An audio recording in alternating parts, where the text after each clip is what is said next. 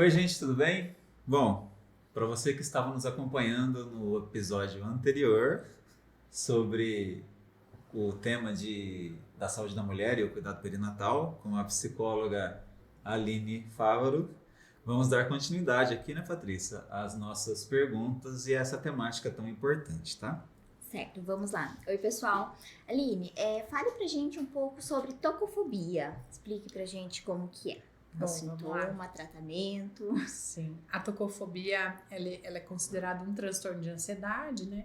Então, como o nome diz, tocofobia é uma fobia, é um medo irracional e excessivo, é importante ressaltar, né?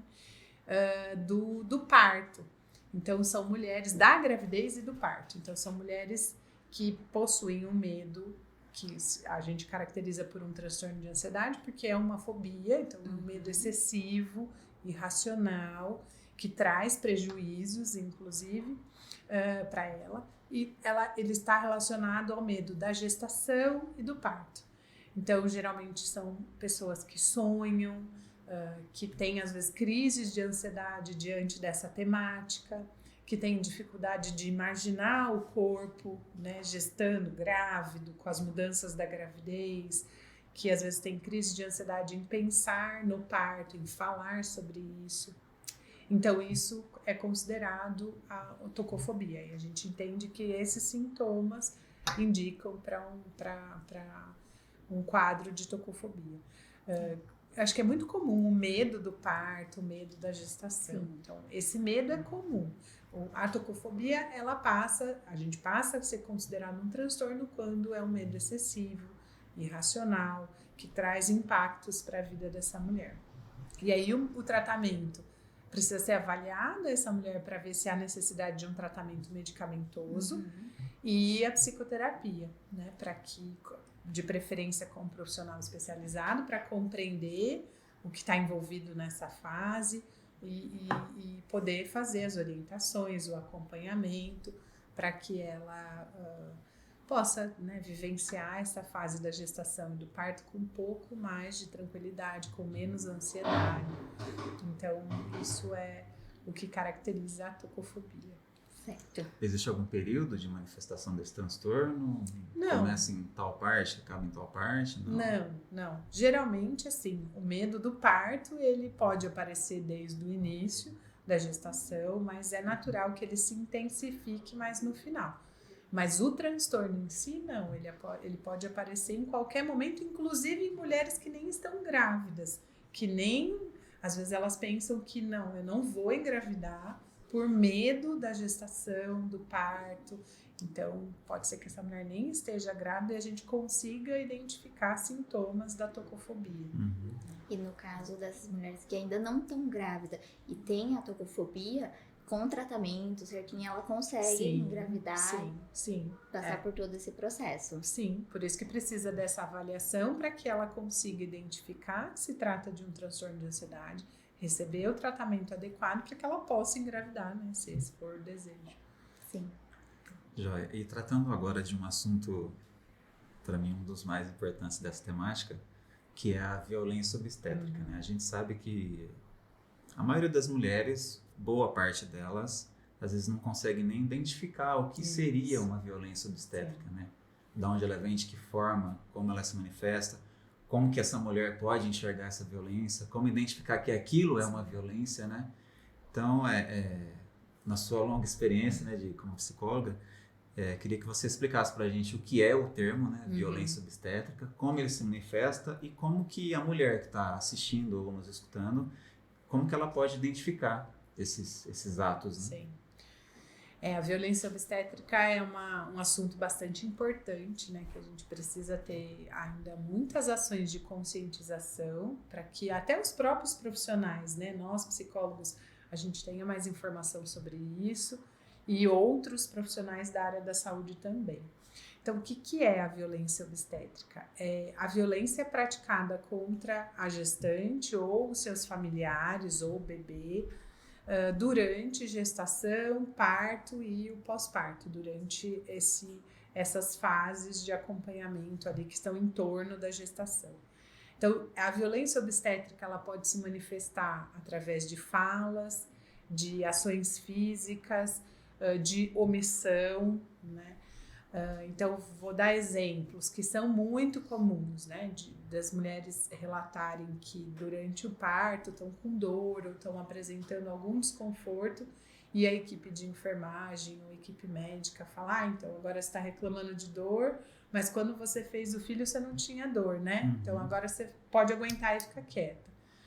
São falas que, ou às vezes impedir o acompanhante de estar junto, sendo que é direito dela, da gestante, ter um acompanhante a todo momento. Então, impede o acompanhante de estar perto, ou impede de, ela está com necessidade de se movimentar, ela está com muita dor nessa posição. Não vai poder se movimentar, tem que ficar sentada nessa posição. Ou algumas manobras, né? Enquanto a mulher está parindo, algumas manobras para ajudar a saída, para ajudar, entre aspas, né, a saída desse bebê. Então, tudo isso é considerado violência obstétrica.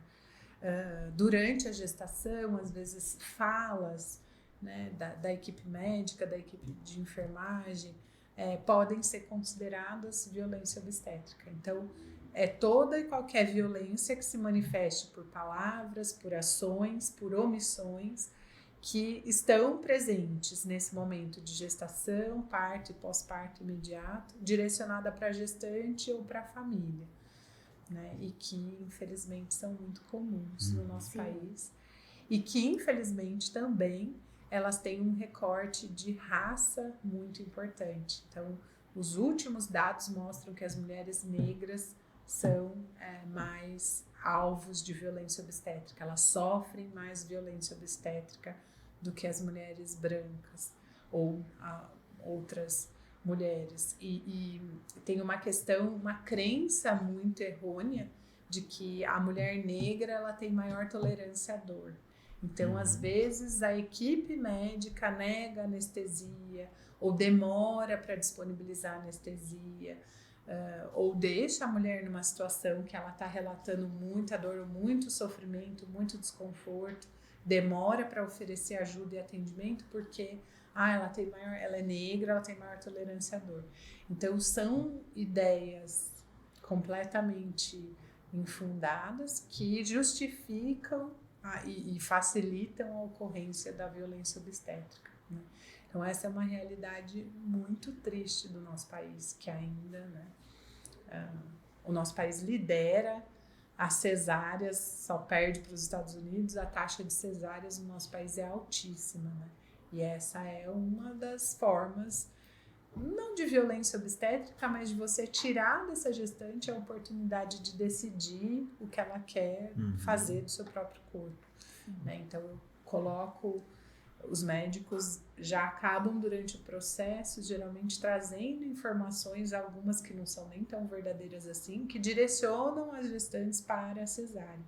E isso tira, muitas vezes, dessa mulher o empoderamento, a informação de qualidade para que ela possa fazer as suas escolhas para o seu filho e para o seu corpo, né? Isso independe da idade, assim, pelo que você percebe. A violência ou a cesárea? As duas. A violência obstétrica, ela tem uma incidência maior em mulheres negras, ela tem uma incidência grande também em gestantes mais novas, adolescentes, por meio que considerarem, parece que às vezes as equipes de saúde tentam punir essa menina porque ela está grávida fora da idade que é considerada ideal, padrão, né?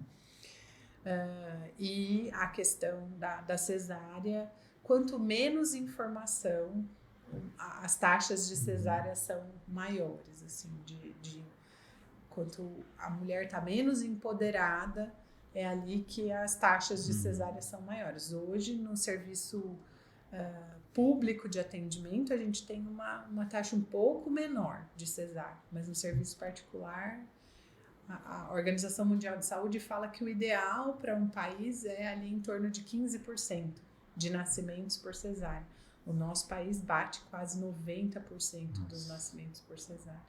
Então, assim, é inexplicável. É muita coisa. É muita coisa.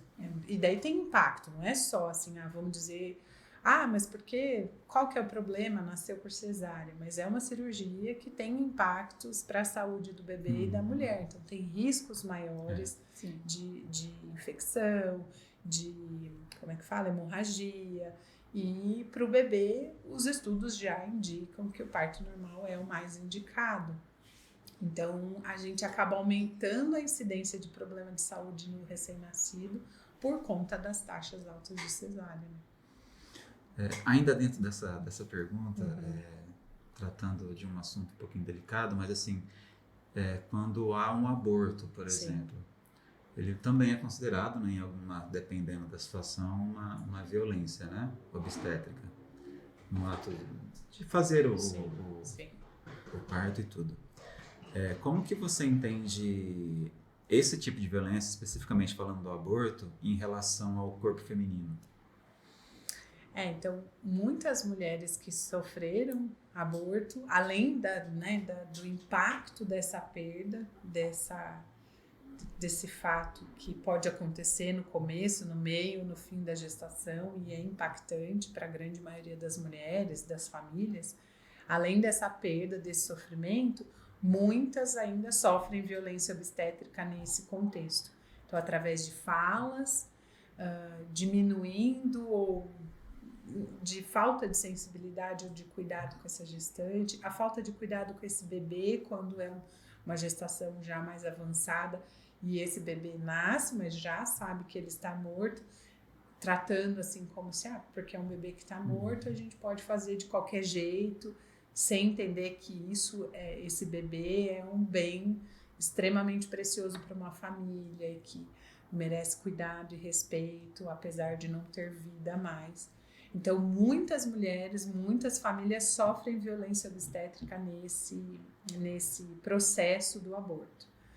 O aborto ainda é um tema extremamente delicado no nosso país, né? Ele é legalizado somente em 2 situações de estupro e até um certo período. E no caso de anencefalia, né? Isso tem toda uma burocracia de avaliação médica e para que ele possa acontecer. E muitas mulheres que às vezes têm direito, elas acabam sendo nesse caminho, nesse processo que precisa ser feito para ela poder efetivar o seu direito, ela acaba sendo dissuadida disso, né? Mas você tem certeza? Não faz isso. Muitos profissionais julgando, né? Eu acho que a gente precisa trazer a discussão do aborto para uma discussão dentro da saúde pública, não mais assim relacionado a temáticas dentro de outros temas, né? Sim. É um problema de saúde pública e aí a gente precisa olhar para os números e pensar em ações olhando para a saúde pública de forma geral, para a saúde da mulher e para o impacto que isso tem depois, né? Seja tendo um aborto, não tendo um aborto. Eu acho que essa discussão precisa acontecer dentro desse olhar da saúde pública e não mais com outros vieses, né? Como tem acontecido ainda no nosso país. Sim. Infelizmente. Aline, ainda nessa temática de violência obstétrica, tem algum meio que as mulheres podem se prevenir, tipo, se precaver dessa violência? Eu falei assim, talvez possa até ajudar nossos ouvintes a estar se prevenindo disso. Eu acho que a informação é uma coisa muito, talvez seja o maior, né, ponto aí de prevenção. É ter informação sobre o que é isso, quais são os tipos de violência obstétrica, para que eu consiga identificar e pontuar e me defender e ter essa informação circulando na família, né? Não só a gestante, mas o esposo, o companheiro ou o acompanhante. Então, a informação é essencial. Eu ter uma equipe de saúde em quem eu confio, né? Então, eu tenho um médico, eu vou para um hospital, que eu conheço as práticas que estão acontecendo ali. E mesmo que nenhum lugar é perfeito, né? Mas eu conheço as práticas exitosas, eu também conheço os desafios daquele lugar, para que eu possa, né, entender assim, não, eu preciso ficar atenta a alguns pontos. Tem um documento muito importante para as mulheres que a gente chama de plano de parto, que a mulher registra antecipadamente algumas coisas que ela gostaria e que ela não gostaria durante o nascimento do filho, no pós-parto imediato. Então, esse documento não significa que a equipe médica tem que seguir à risca tudo que está ali, mas ela registra práticas que ela não gostaria de passar, práticas que ela autoriza. Ela coloca ali nesse documento algumas questões. Então, olha, eu gostaria de ser informada sobre os procedimentos que vão ser feitos no meu corpo. Eu gostaria de ser informada sobre os procedimentos que vão acontecer com o bebê. Eu não autorizo esse procedimento no meu filho. Eu preciso consentir antes. O meu marido tem que acompanhar o meu filho depois que ele nascer em todo o processo. Então, a mulher registra isso. Isso traz mais informação, mais segurança para ela, e também o hospital, a equipe de saúde percebe que essa mulher ela tem informação, né? Ela está mais empoderada, e isso faz diferença. Então, acho que informação, conhecer a equipe médica, o hospital e o plano de parto podem ser aliados importantes aí na prevenção da violência obstétrica. Bacana. Continuando, por que as mulheres relatam tanta dificuldade na amamentação? Sim. A amamentação, ao contrário, né, do que se pensa e do que se fala socialmente, a amamentação não é algo instintivo. Sim. Tanto o bebê quanto a mulher, eles precisam aprender esse processo. O bebê nasce com o instinto de sugar, mas conseguir sugar o peito, extrair o leite, e a mulher também aprender esse manejo do bebê para amamentar, isso é um processo aprendido. A nossa sociedade, cada vez mais, a mulher tem assumido vários papéis, né? Ela trabalha, ela tem outras atividades fora de casa, ela tem o seu papel de, às vezes, estudante, e isso tudo às vezes dificulta o processo da amamentação, ao contrário lá das nossas avós, bisavós, que tinham um período de contato maior com esse bebê ficava mais tempo no colo com essa mãe. Então hoje a gente tem as mulheres com 4 meses, elas precisam voltar a trabalhar, na melhor das hipóteses, 6 meses. Sim. Então, acho que o entorno, cada vez mais a gente tem menos rede de apoio. Antes as famílias estavam tudo ali, né? Junto. Então, tá a avó, a tia, as irmãs.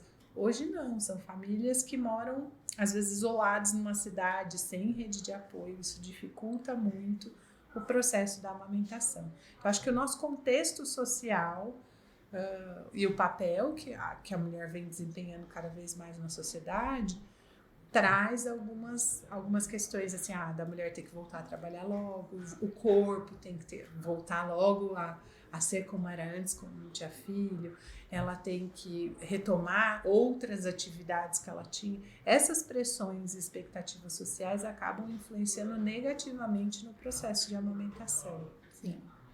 Então, acho que o contexto tem sido bastante influente nessas dificuldades. Sim.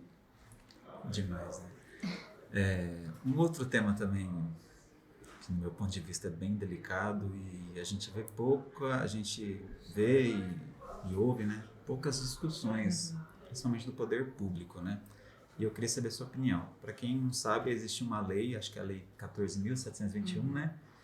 Que trata da parturiente de natimorto, né? Eu queria que você explicasse o que são esses termos, o que é essa lei, para que serve e de que forma o Estado ou a instituição hospitalar ela pode estar oferecendo esse cuidado. A gente, falando isso, também pode ser considerado um tipo de violência, né? Quando a gente fala de uma mulher que perde o seu bebê, né? Então ela, ou no momento do nascimento, ou um pouco antes do nascimento, ou logo após que nasce o bebê, tem alguma intercorrência e falece, geralmente essas mulheres são colocadas na maternidade, nos quartos ali, com mulheres, às vezes dividindo o quarto com outras mulheres e com os seus bebês, e ela sem o seu bebê. Então, isso tem um impacto muito grande na saúde mental dessa mulher, às vezes potencializa o sofrimento, às vezes não, né? Na maioria das vezes, potencializa o sofrimento e potencializa o trauma, né? O impacto dessa situação muito traumática. Então, alguns projetos de leis e algumas leis têm tentado garantir que essas mulheres fiquem em ambientes separados, em algum ambiente do hospital, separado de outras mulheres que estão com seus bebês, para que elas não sejam revitimizadas, para que elas não tenham mais esse impacto de estar ali exposta, olhando outras famílias com os bebês, dando banho, amamentando, e ela sem o seu bebê, às vezes tendo que dar explicações, né? Cadê o seu bebê? E às vezes a própria equipe de enfermagem não tem a informação que esse bebê faleceu. Então, às vezes a equipe de enfermagem chega, mãe, cadê seu bebê? E aí ela precisa contar de novo o que aconteceu, né? Então, a ideia dessa lei é que seja garantido para essas mães um leito separado, em qualquer ala do hospital, mas que elas não sejam revitimizadas, ficando na maternidade e tendo que vivenciar todo esse sofrimento. É uma situação bem delicada. Muito delicada, de muito sofrimento, né? Além do sofrimento já da perda do filho. Então, isso é uma violência, né? Acho que a gente pode cuidar da saúde mental dessa família com uma ação até relativamente simples. Sim. E a maioria dos leitos, né, dos hospitais, principalmente os públicos, né, são todos coletivos, né? Então, Sim. dificilmente a gente vai ter um hospital público que garanta isso, né? Sim. Pode ser um leito fora da maternidade. Isso já ajudaria, resolveria muita coisa. Porque aí você está num quarto coletivo com outras mulheres, com seus bebês, com as famílias, e ela sem o seu bebê, experimentando tudo aquilo, é muito traumático para além da perda, né? Sim, com certeza. Uma outra questão, Aline, que a gente trouxe é a questão da depressão na gestação e no pós-parto. Sim. Você poderia falar pra gente um pouquinho como que é cada uma? Sim. Hoje a literatura até usa um termo de depressão perinatal, porque muitos casos de depressão pós-parto, a gente observa o início pós-parto mesmo, depois que o bebê nasce, mas em outros casos, investigando o histórico dessa paciente, a gente consegue perceber que a depressão já estava instalada na gestação e não foi identificada nem tratada. Então, hoje a gente fala de depressão perinatal. Então, ela pode estar presente tanto na gestação quanto no pós-parto. Ela apresenta sintomas parecidos com o da depressão, então essa mulher pode apresentar dificuldades com sono, ou dormir demais, ou insônia, com apetite, a anedonia, né, a falta de prazer. Às vezes não sente, não quer cuidar do bebê, não quer ter contato com esse bebê. Uma tristeza profunda, o choro frequente. Então, esses sintomas começam a acender um alerta de que, olha, essa gestante ou essa mãe, né, se o bebê já nasceu, está em sofrimento. O que é importante? Em muitos casos, o que é importante é a família ficar atenta e os profissionais também. Em muitos casos, essa gestante ou essa mãe, no caso do bebê que já nasceu, ela não falha nos cuidados com o bebê. Ela tá depressiva, mas ela consegue dar conta dos cuidados. Ela cuida, ela dá banho, ela amamenta, seja no peito, na mamadeira. Ela faz todos os cuidados com esse bebê, mas esses são os casos que a gente costuma ter mais dificuldade para identificar. E a família também.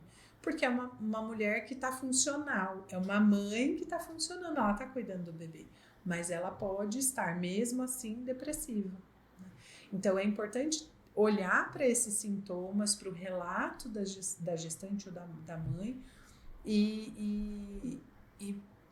porque olhar só para a função de mãe, né? Ela está dando conta? Tá, então ela não está depressiva. Isso não é um parâmetro, porque muitas, mesmo depressivas, dão conta dos cuidados com seus bebês. Né? E a depressão perinatal, ela afeta o desenvolvimento da vinculação com o bebê. Tem estudos que mostram que afeta o desenvolvimento infantil de forma geral, porque é uma mãe que está menos disposta, geralmente, a estimular a fala, estimular a movimentação, o desenvolvimento motor, a vinculação. Então, responde menos à interação desse bebê, ao choro, o sorriso, aos movimentos.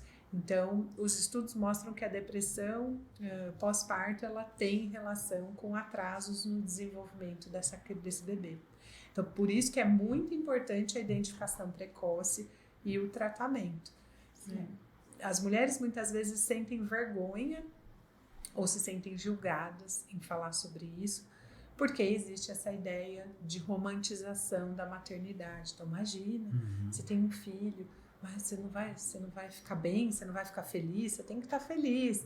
E aí elas estão tristes, elas estão chateadas, ou às vezes até arrependidas, mas não falam sobre isso com ninguém, com medo do julgamento e da pressão social. Então é muito importante, geralmente a família, médicos, e se tem um psicólogo envolvido, né, que consigam identificar o mais precocemente possível para conseguir cuidar dessa mãe e indiretamente eu cuido dessa criança também, do desenvolvimento dela. E para você, assim, para uma mulher que hoje se encontra em uma dessas fases da vida, né? Como que ela pode, né, caso ela consiga, né, também, que a maioria das mulheres não conseguem, como que ela consegue buscar esse tipo de ajuda, uma escuta especializada de uma profissional que esteja capacitada para tal fato, né? Hoje a gente não tem tantos psicólogos especializados nessa área, né, atendendo, né, mesmo de forma online ou presencial, não tem tantos, mas acho que é importante quando a família, médicos, né, porque essa mulher, ela vem da gestação fazendo pré-natal, então ela está em acompanhamento médico. Logo que o bebê nasce, depois ela vai ter o acompanhamento com o médico dela, o obstetra, e com o pediatra. Então, ela vai estar em constante contato com equipes de saúde, principalmente com médicos e com os familiares. Então, é importante que esses profissionais estejam capacitados e atentos com relação a essa temática para que eles possam identificar e orientar a família. Então, eu recebo muitos encaminhamentos de obstetras e de enfermeiras obstétricas que acompanharam ou acompanham uma gestante ou acompanharam no parto e nas consultas pós-parto percebem esse rebaixamento do humor, essa tristeza.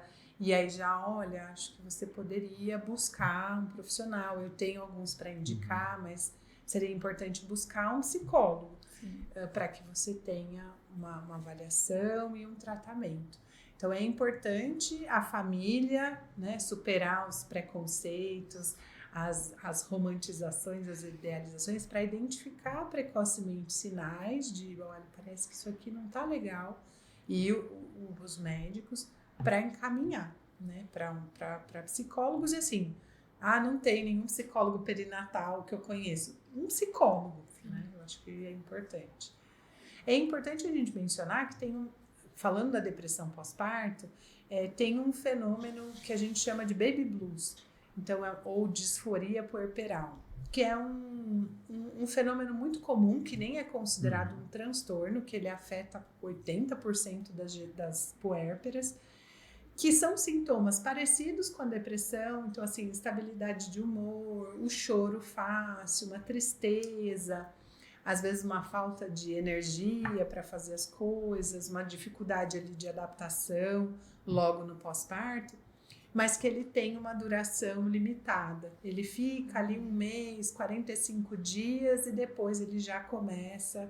Então, ele tem a ver com a alteração hormonal e com essa fase de adaptação. E depois desses 40 dias pós-parto, esses sintomas começam a baixar. Se eles permanecem, é que a gente começa a pensar, opa, pode ser um sinal de depressão pós-parto. Então, o baby blues não é caracterizado como um transtorno. Não precisa de medicamento, é importante o acompanhamento, mas ele não precisa de medicação. Agora, a depressão pós-parto, ela se estende, esses sintomas não acabam ali com 1 mês, 40 dias pós-parto, esses sintomas se estendem, aí a gente começa a pensar na depressão. É um tema muito delicado, né, que Sim. cada pergunta dessa acho que daria outros temas e pra gente ficar aqui até amanhã, né, falando. E é um tema tão importante porque todo mundo nasceu de alguém, né? Então a gente precisa discutir a saúde mental dessas mulheres e que, consequentemente, vai afetar a saúde mental da criança. Bom, está chegando ao final do nosso episódio de hoje. Ao todo foram 2 episódios, para você que está acompanhando a nossa série de episódios. E queremos te agradecer pela sua presença, Eu que agradeço. pela sua disposição, pelo seu carinho aqui Sim. com a faculdade e com a gente também. Sim. Sim. E muito obrigado. Imagina, é um prazer, uma honra e um prazer poder estar aqui nesse projeto que a gente conversou lá atrás e hoje está vendo aqui concretizado. Eu agradeço muito a oportunidade de poder estar aqui. Obrigada. Para quem não sabe, ou para quem não sabe da história, não conhece, a professora Aline, quando nós tivemos a ideia do podcast, ela foi a primeira pessoa que nós conversamos. E foi a primeira pessoa, inclusive, que nos incentivou, né, a participar do projeto. Ela nem sabia, eu falei disso pra ela hoje. Mas, para você que é professor, tá vendo a importância de incentivar os alunos? Fica a dica. Obrigada. Bom, muito viu? obrigado. Obrigada mesmo. Obrigada. Até a próxima, pessoal. Tchau, tchau. Tchau.